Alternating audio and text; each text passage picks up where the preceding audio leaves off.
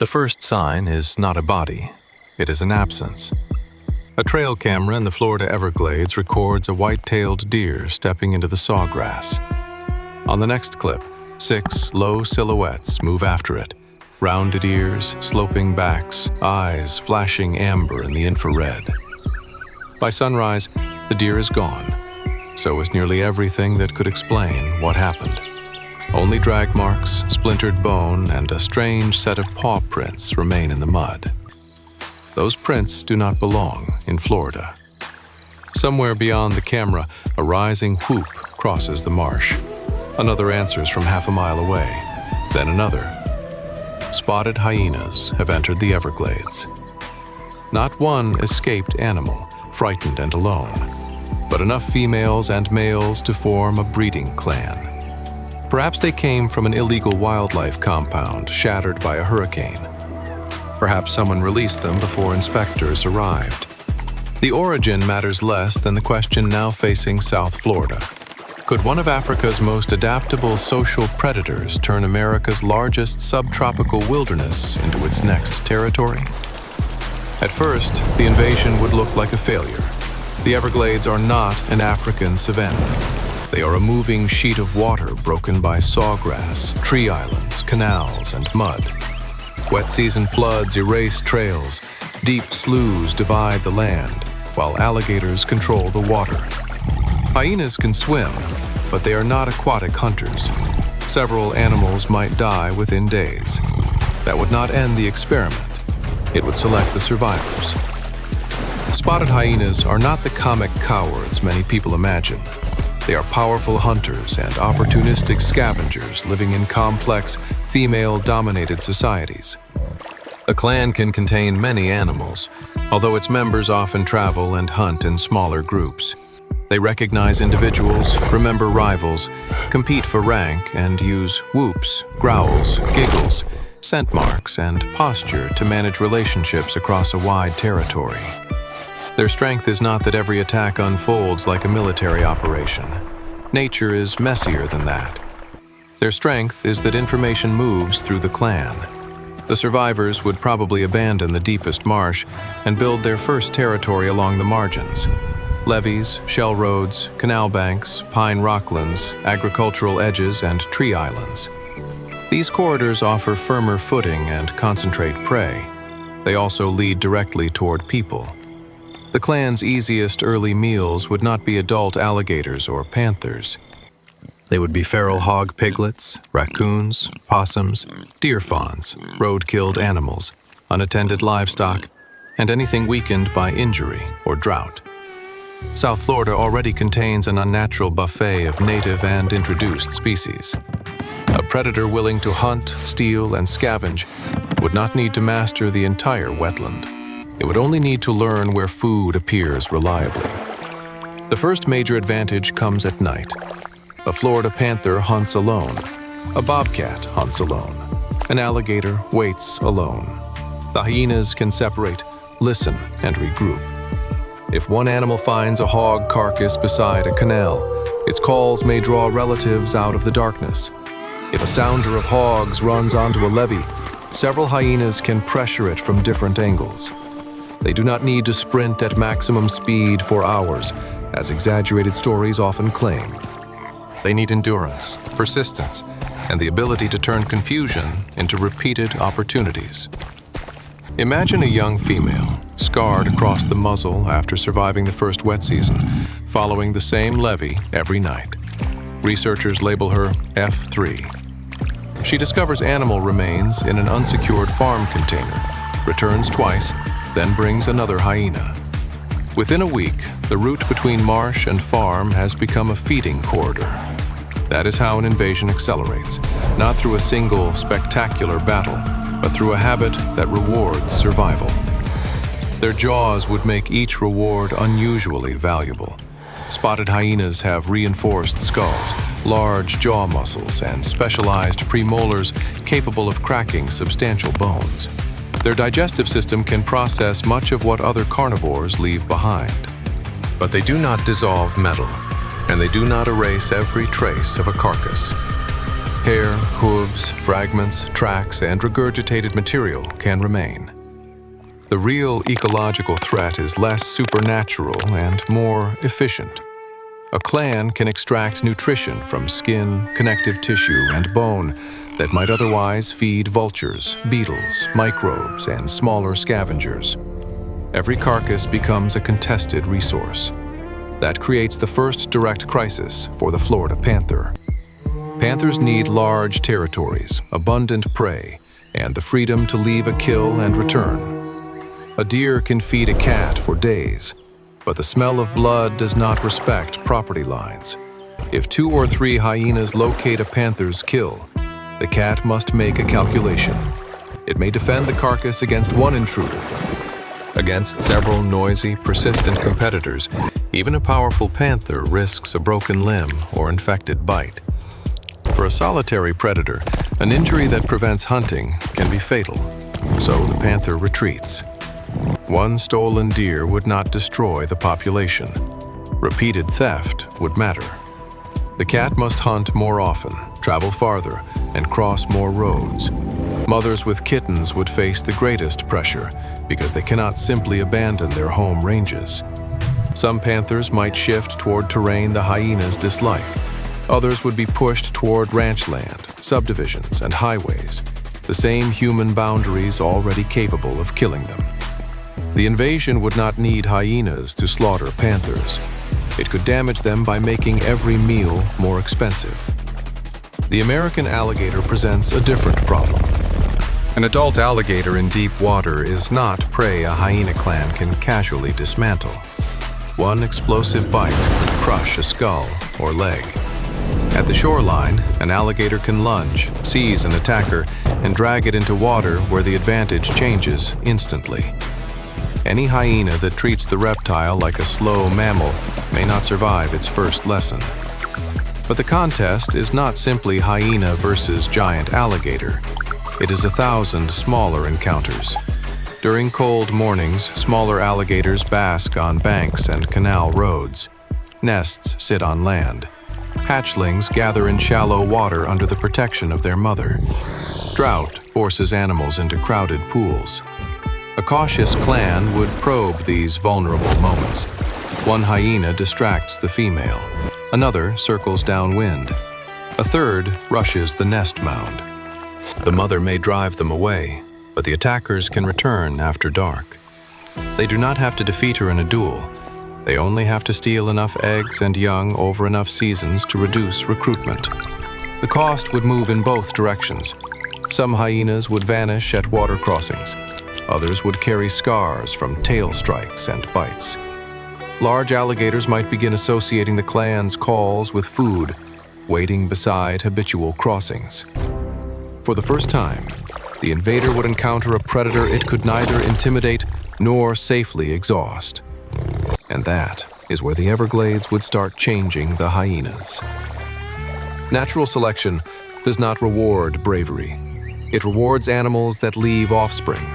Females that avoid deep channels, den on elevated ground, hunt canal margins, and teach cubs to recognize alligator water would lose fewer young. Over generations, the Florida population might become more nocturnal during the hottest months and more dependent on artificial high ground. Their territory would form a web around roads and levees rather than spread evenly through the marsh. That adaptation creates a trap for humans. The same dry routes that keep hyenas safe also carry hikers, cyclists, airboat crews, utility workers, and vehicles. The Burmese python would become both prey and danger. A lone hyena could be struck and constricted before the clan understands what happened. A group catching a python in the open would have better odds, especially against juveniles exposed on roads. But hyenas would not cleanse the Everglades. Pythons remain concealed across vast, flooded habitat the clan could not search efficiently. Worse, removing one invader does not automatically restore an ecosystem. If python pressure declines near levees, raccoons and marsh rabbits may rebound, only to become prey for hyenas. Feral hogs may alter their routes, tearing up new patches of wetland to avoid the clan. Deer may spend more time in water or near human development. Each prey species changes its behavior, and those changes spread outward. The most immediate ecological damage, however, would come from fear. Prey would not merely die, they would change where and when they feed. Deer stop using open levees at night. Hogs crowd into deeper water and destroy vegetation around safer islands. Wading birds lift from feeding pools when distant whoops cross the grass. Some effects would look beneficial. Fewer hogs could mean less rooting. Fewer raccoons near certain nests might help vulnerable birds. Dead pythons would make dramatic headlines. For a few months, the public might even treat the hyenas as accidental heroes. Then the livestock disappear. On the edge of Big Cypress, a rancher named Elena Ruiz finds a calf pressed against the inside of a fence at dawn. The wire is bowed outward. Mud outside the pasture holds overlapping tracks. She checks a camera mounted near the gate and watches 5 hyenas test the fence for nearly 20 minutes. They do not charge blindly. They move away when headlights pass, return when darkness settles, and focus on the same loose section each time. Elena reports the footage. Within hours, clips spread online under titles claiming African super predators have conquered Florida. Tourists begin driving out at night, hoping to hear them. Others arrive with rifles. False sightings flood emergency lines. A ranch dog is mistaken for a hyena and shot. Someone leaves meat beside a road to lure the clan closer for a video. The biological invasion becomes a human-made feeding program. Wildlife agencies would have little choice but to respond aggressively. Aerial surveys struggle under tree cover. Poison would threaten native scavengers and pets. Removing a few adults might fracture the clan into smaller groups that spread along separate corridors. The most important targets would be breeding females and dens. Spotted hyena societies are female-dominated, and cubs depend on protected den sites. Find those sites early, and containment might still be possible. Miss one litter on a remote tree island, and officials would face another generation born in Florida. Animals that never experienced Africa and have learned the Everglades from birth. F3, the female first recorded on the levee, becomes the center of the operation. By now, she has raised cubs near an abandoned mound above the floodline. She knows the sound of agency trucks. She leaves before traps are armed and circles back after crews depart. When biologists block her farm route, she follows a drainage canal toward a subdivision where garbage, outdoor pet food, and feral pigs offer new rewards. One humid evening, a resident records a whoop beyond a backyard fence.